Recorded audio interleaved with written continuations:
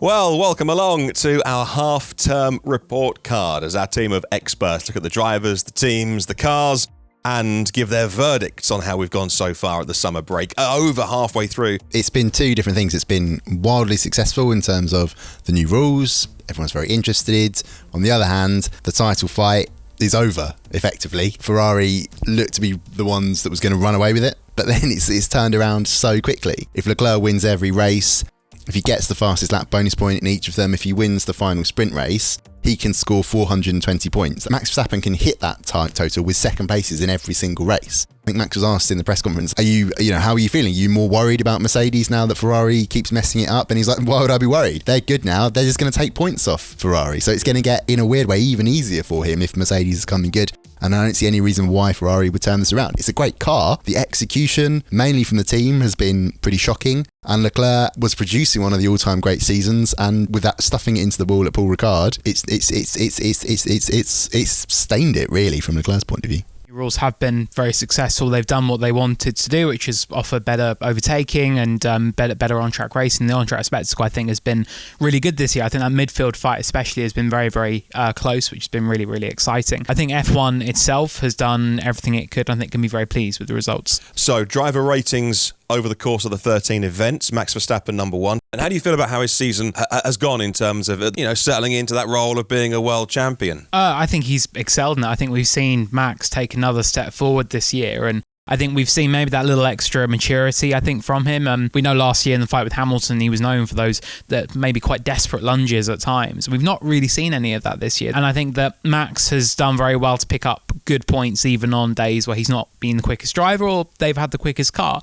And I think Austria has been the perfect example of that. Red Bull did not have the car to win that race, but Max still came home in second and picked up the points. You look at a race like Hungary, Ferrari didn't have the car to win that race. Leclerc finished sixth. It's just things like that. That is the difference between the two of them right now. There have been mistakes, but he has been largely very, very clean. And I think we've really seen him grow into this sort of world champion mold. He was brilliant last year, don't get me wrong. But this year, we've just seen him have that extra measure, I think, about him. In certain ways, he has definitely stepped up. There are also a few moments where, by the letter of the law, he was entirely correct, but he was still very bullshit. Fair enough. That's Max Verstappen to a T. There are surprising, disappointing notes to his season, but it's nuanced and it wraps in Perez as well, right? The difference with Leclerc was that he got this new car and he got on top of it immediately. Carlos Sainz took a long time to do it, and there have been times recently where Sainz has been able to get ahead of Leclerc. Max hasn't had to fight against his team. He's got that in the back of his mind to cope with. Red Bull have just delivered. Can we talk a little bit about consistency as well to finish off on Max? The consistency is there because the reason he's not quite been challenging Leclerc so relentlessly is you can put in a large part down to the machinery. The RB18 certainly started this season, I think it was between 10 and 20 kilos over the minimum weight. It takes more to get it around a corner, but again, certainly since the upgrade, that's a shortcoming with the RB18, the way it behaves, its tyres behave compared to the F175. What's impressed me so much is that there are the flaws there in the car. It is difficult to distinguish at times between driver and car, but I think he's doing a better job of driving around those. We're seeing, I think, a driver evolve into more and more of his greatness. I think the legacy he's building, I mean, he's already 20 odd wins. He's gonna blow past so many records. Lewis's records are impressive, but they're not safe. Let's move on. This is interesting. Second place in the Autosport average driver ratings, George Russell, and yet George is fourth, 100 points off Max in the championship standings. Yes, he's got some great results. Obviously, the consistent run of top 5 results, and I understand why they look so impressive because we know that car is bad, but it is reliable. And so when Ferrari are dropping the ball, they're there to pick up the pieces. And so you've got to work that out against how impressive a job he is doing. At the race by race, when we were looking at these originally, we're thinking, well, yeah, he has put Hamilton in the shade a little bit, but we now know that's because he was given the easier car to drive. But that's not to say we have a downer. It's been a hugely impressive season, and man, he's going up against a 7-time world champion. He'd be a bit of a fool if he came in his first season, tried to upset the established pecking order. So I think he's done a sublime job. What's been really interesting is that lots of people saying, yep, Russell's as mega as we expected him to be in Formula 1. Everyone's like, well, he's in a Williams, how can you say that? How can you compare it? And now he's in a Mercedes and he's doing exactly the same thing and delivering. Remember that Spanish Grand Prix fight with Verstappen? Max, yeah. He gave as good as he got. He can do it. He can really do it, Russell. And yeah, he is as good as what we expected. He's just taken another step forward. I reckon both Mercedes drivers will win a race before the end of the season. I reckon it will be on merit, but also, those races where maybe Ferrari and Red Bull do drop the ball ever so slightly.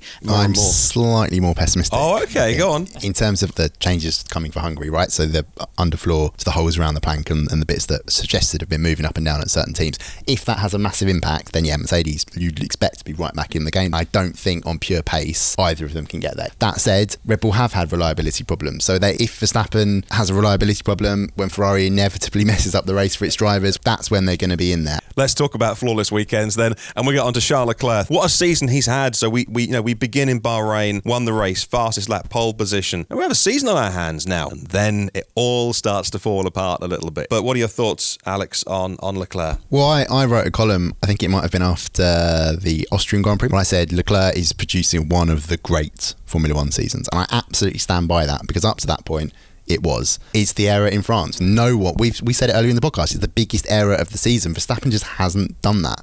I think he is compensating for the team's deficiencies. I think this is Leclerc's story, like up to now. Look at all those accidents in 2019, look how hard he is on himself. But it was a brilliant season, and it still will be a brilliant season, but it's just not going to be the all-time great season now. Right now it still can be really good, but it's got that massive error in it, and you can't really come back from that. Yeah, it's a shame, because he had been performing so well, and despite all of the issues sort of Ferrari on strategy and reliability and things like that, he was still performing. He was still at a very high level. But we haven't got a down on Leclerc. Australia is possibly the most dominant performance by any driver this season so far, the way he blitzed everything there. I would say Leclerc is probably not in the top 5 most intelligent drivers in Formula 1.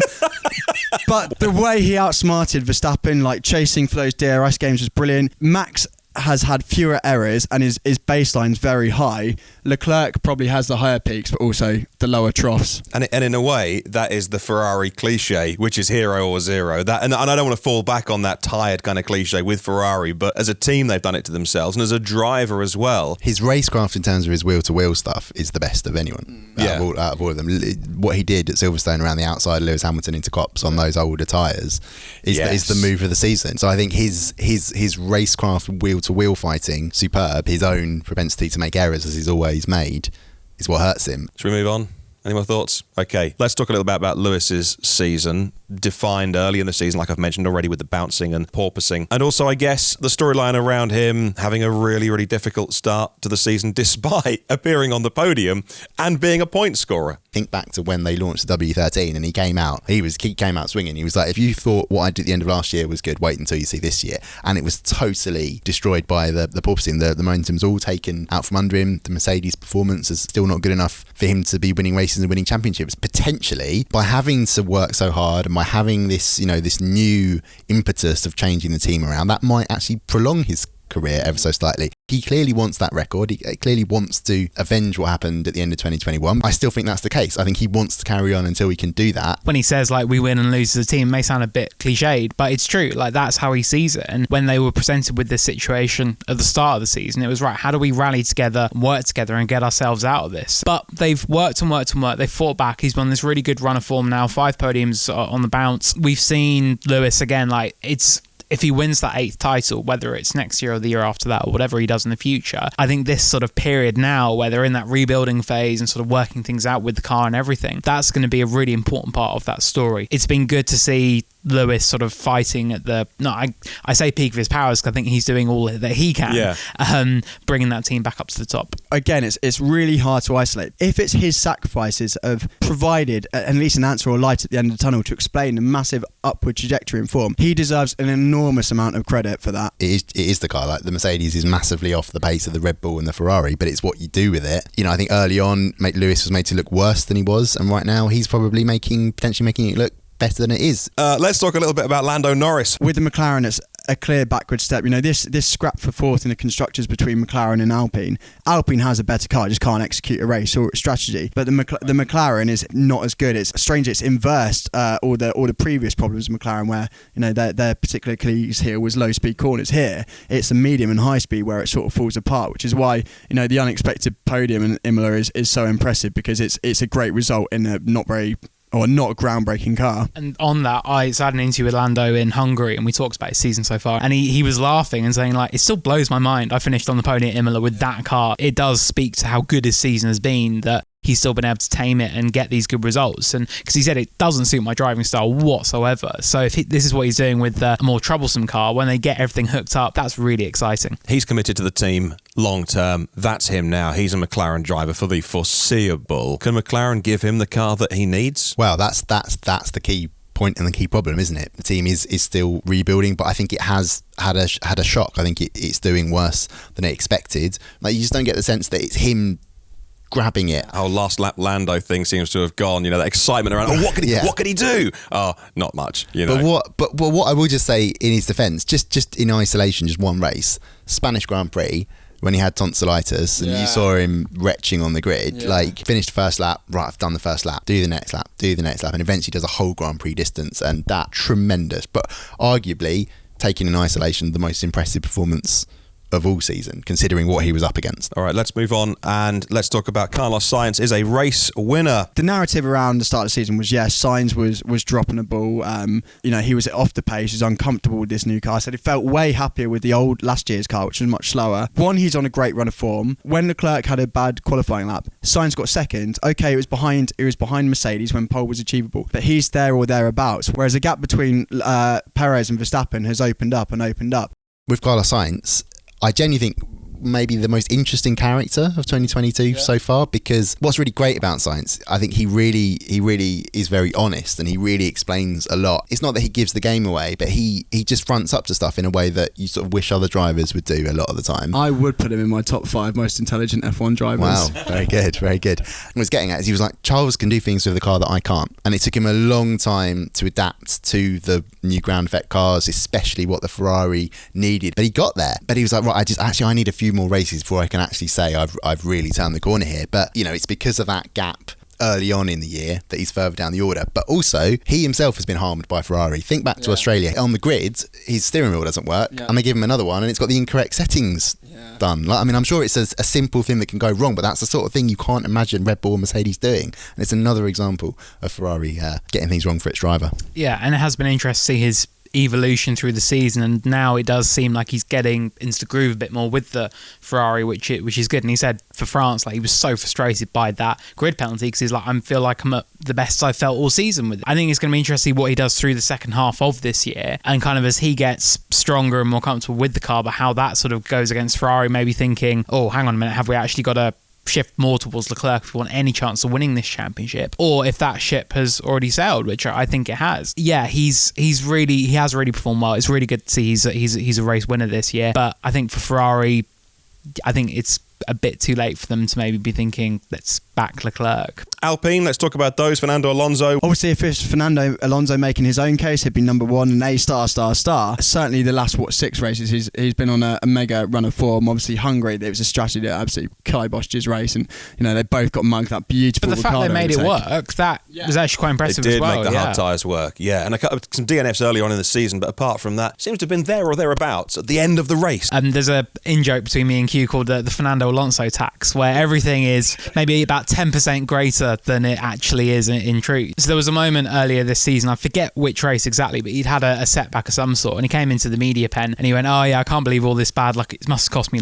40 points this season, whatever. He goes around to the next broadcaster, can't believe all this bad luck this season, must have cost me about 50 points or whatever. And it just got more and more, and by the time he got to us, it's cost me 60 to 70 points this season. It was just really interesting, and I think there is definitely credence to what Fernando's saying. He has lost a lot of points this season through bad luck. It's been nice to see him sort of performing so well, and and just interesting we've got maybe that sort of punchy Fernando back again. Always. Next, Bottas started the season, he's picking up 5th and 6th and doing pretty well. Dropped off as the season's gone on. I think he's done a good job, given that Alpha, the updates have been few and far between of late, and they've kind of tailed off, I think, in that midfield fight. They started so strongly. We know in pre-season, I think it was their filming day when the porpoising issue became so severe and blew a hole in the floor, and they were like, oh, this is a pretty serious problem we've got here. So for them to have recovered so well and been so quick is great. He's just so happy. He's in a really, really good place, and he says it's been his most enjoyable season in Formula One to date, and he just is very comfortable, and I think can be more himself, and he's out of the spotlight, he's out of the shadow of Lewis Hamilton. I think he's really, really performed very, very well this season. So I think that once Alpha maybe get a few more updates on that car and take some more steps forward, hopefully we can see some of that early season form coming back. I also want to add that Alfa Romeo have had just such bad start Haas. It's to do with the clutch and oscillations and whatever. The races where he started 8th and finished 8th, that's included like falling down to 15th, and he's had to put in really good race runs to recover the ground. Zhou picked up some points this year. How do you think he's going this year? The way he worded it to me was, I've lived about 10 years worth of racing in half a season, which I think is very true, because he obviously had that elation of getting that point on debut in Bahrain, and you could just see he was so drained and just so happy and delighted. He's had brilliant points in Canada, again a track that he'd not been to before. It was a really, really good drive. And then that crash at Silverstone, it's like to come back from that and deal with that in your rookie season, and combine that with like all the doubt and sort of questions about him coming into this season, and even he talks about racist abuse that he faced. He's weathered a lot, and he's come through, I think, really, really well and earned his stripes, and I really hope he stays there for next season. In the wider perception of Zhou, I think he's underrated by a lot of people, because he's actually had a lot of bad luck in terms of car reliability. I mean, he's performing terrifically in Baku, well ahead of Bottas, and his car breaks down. And without things like that, he might have had even more glittering results. So I'm really, really impressed, considering this is his first year in Formula One, and also comes across very well. You know, in interviews, really good with us, really open. You know, it's really nice. Let's talk about Ocon signing long term with Alpine. How do you rate his season? Pretty okay. Yeah, just okay. Again, it's sort of damning with faint praise there. As Matt said, exactly that. Solid. Yeah. The problem is that Alonso has got him in his pocket, but hasn't been able to show it because of various things that have happened. And I think it's been a typical Ocon season. It's been up and down. It's also been away from the cameras a lot. Still a very, very good Grand Prix driver, and I think does Alpine a lot of favours having him there. And the other teammate we haven't mentioned yet is Ocon. Yeah, Daniel Ricciardo. Finishing too often out of the points. But I rewatched his Hungary qualifying lap. Like, he does not trouble an apex for the first half of a lap.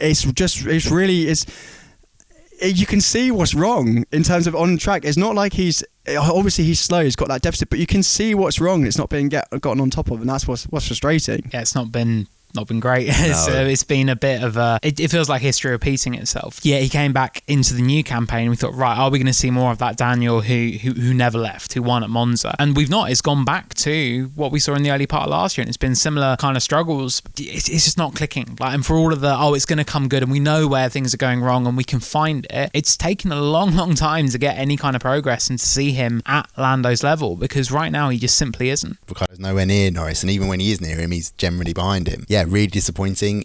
Ultimately it will harm his F1 legacy, his reputation, things like that. But yeah, it is as Matt said, it's the corner entry and the braking, it's the problems that were plaguing him last year. Norris and Ricciardo have said there are certain elements of what the McLaren does. Even Norris struggles with it. I don't think he finds it a particularly easy car to drive, but he can do it much better than Ricciardo. Okay, and our final teammate we haven't talked about yet on my list is Sergio Perez. Let's talk about his season a little bit at Red Bull. What do you think? Up to a point, it was exactly what Red Bull needed, and that's why he got the contract. He totally gave the game away on the way into the podium. Completely. With the fact he signed a contract, when he says, I signed too early. Christian Horner very quickly just looks at the camera like, did they hear that? It's quite the Did office, we get away with it? Yeah, it's brilliant.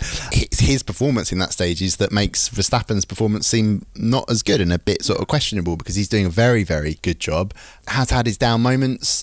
You think the Monaco crash in qualifying, not brilliant, but also was very unlucky in Saudi Arabia. Terrific pole position, unlucky with the safety car timing. That said, it's all been undone a lot of the time because he's still got that propensity to qualify down the order. He's never been known for qualifying, and it's interesting. I think that's why he's got that tyre whisperer reputation, which, to be fair, he is very good at. But it's the way things seem to have gone away from him recently. Like, Paul Ricard was a shocking performance. Yeah. He seems to be going away from him, and maybe the summer break, hopefully for him, will come at a good time. But as I said, really good highs, took a great win. He's been a really compliant deputy as well. But Perez needs to sort of decide now.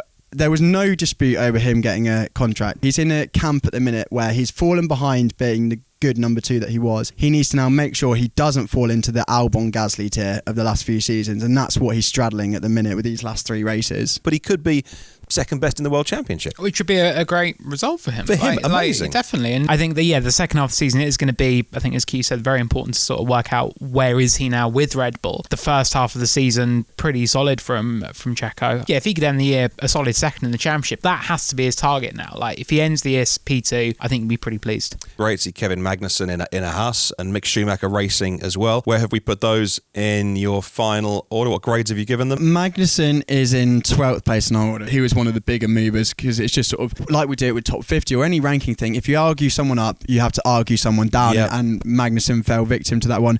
I think with Schumacher, it's an example of how, and again, it's sort of similar to Perez, you've got to rate them on the job they're supposed to be doing. So Perez's job is to be as close to Max Verstappen as possible, but not beat him, right? Mick Schumacher's job is to get early points for Haas, because that was rapid in Bahrain, and Magnussen did it magnificently. And then it's get points where you can. And he just wasn't doing it. Now, he's unlucky in Bahrain. Ocon tapped him around at the start. Miami, crashing into Sebastian Vettel. And then you have a massive accident again in Monaco. You can't crash massively like that and not let it affect your score. And there was big pressure on him. And I think the team were very honest about that. It's like, we have to see something soon. He has to finally step up, or his seat was in danger there. He did do it. He was brilliant at Silverstone. It does unfortunately show what kind of Schumacher he is. I don't think Max would have defended as he did against his dad. And also Michael would have just gone, hang on a minute, what are you doing? I'll have you off the road and it'll be your fault. But Mick wouldn't have done that. So it's sort of interesting there. But still, let's take the positives. We don't think there are any bad Formula One drivers. They're just different rates of good, right? At least he does seem to have stepped up. He has made the most of some of those opportunities, and well done to him. I just think now in the second half of the season, he's got to really just sort of say, right, this is my seat. This is why I'm on the grid. This is what I can do. We've seen glimpses of it this season, but it just needs to be a bit more consistent. Pierre and Yuki at AlphaTauri, how are they doing? And they seem to be having fun, if that counts for anything.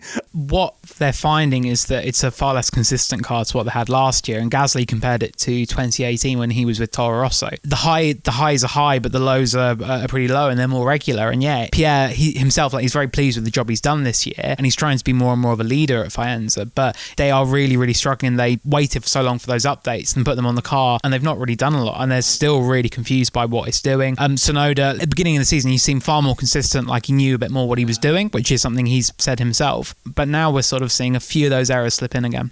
I think it's with Gasly, as Luke said, the inconsistent car is reflected in his driving, and unfortunately that reflects poorly on him. But with Tsunoda, some of the errors have been shocking. The one in Canada was just straight out of the pit lane. He's really poor, really, really poor. What saves him really is that in the third season, you expect a massive step from the driver. So if this is still happening in a year's time, because we expect him to carry on at AlphaTauri, let's face it, I don't think he's got a long F1 future. Wow. Okay. Let's talk about Vettel and Stroll. Vettel, I think there's a stat here that I think is ultimately going to sum up his F1 career, right? Brilliant, but a little bit slightly disappointing in terms of racing statistics. If he starts every race now to the end of the season, he'll end up on 299 races, which is a little bit like, But yeah, it took him a long time to get to grips with the car, but when he did, he's been phenomenal. Lance Stroll has just been Lance Stroll, not all that much good to say. But what particularly frustrates me is that it's his qualifying. Like, even though the Aston is sort of up and down, but he never gets the most out of it. But then he does actually start very well in races, and he does go forwards, so give him credit for that. It's the car that's really also central to the story, right? They're one of the big teams that totally changed their concept, and it took them a little while to get on top of that. But yeah, not brilliant from either of them, but about where you'd expect them to be. Vettel ahead. It's that thing with the qualifying has been bad for both of them. A lot of that had been Aston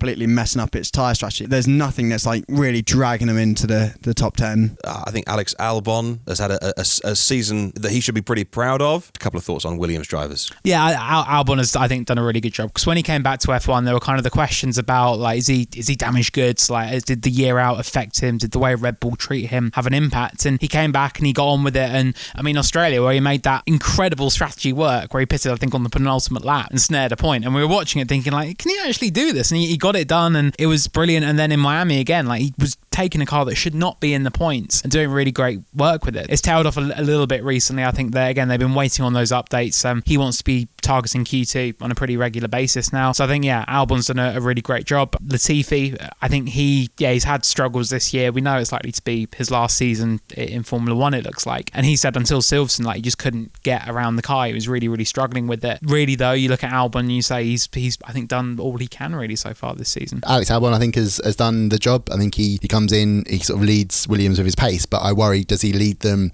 in the way Russell did off the track? I think the problem still is that Alex Albon is too nice a guy. George Russell, just go and watch that Netflix documentary from his first season where he lays into Williams after the practice at Silverstone. I just cannot see Albon doing that. And then with Nicholas Latifi in the other car, wildly inconsistent, saw it over one single lap in Hungary, not happy with the car in the wind. It's understandable why the team gave Albon the updated car first, and I think he's really going to struggle to keep his drive at the end of this season. Well, there we go, guys. Thank you so much.